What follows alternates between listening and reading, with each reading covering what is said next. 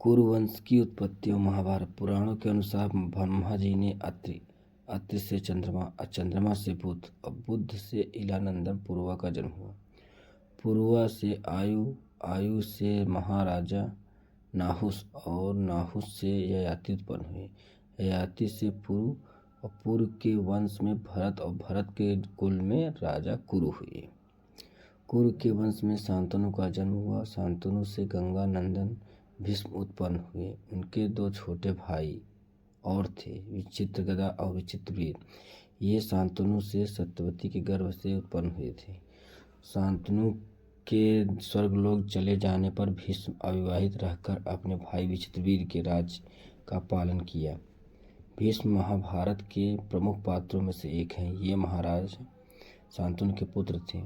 अपने पिता को दिए गए वचन के कारण इन्होंने आजीवन ब्रह्मचर्य का व्रत लिया था। इन्हें इच्छा मृत्यु का वरदान प्राप्त था।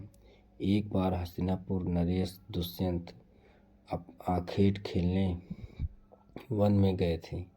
जिस वन में वे शिकार के लिए गए थे उसी वन में कर्ण ऋषि का आश्रम था। कर्ण ऋषि के दर्शन करने के लिए महाराजा दुष्यंत उनके आश्रम पहुंच गए।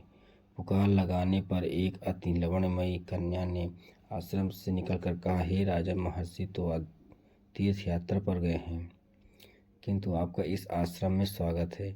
उस कन्या को देखकर महाराज दुष्यंत ने पूछा, बालिके, आप कौन हैं? बालिका ने कहा, मेरा नाम शकुंतला है और मैं कर्ण ऋषि की पुत्री हूँ।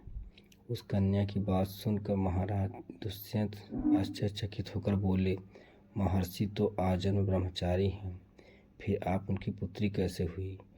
उनके इस प्रश्न के उत्तर में शकुंतला ने कहा, वास्तव में वे मेरे माता पिता मेनका और विश्वामित्र हैं।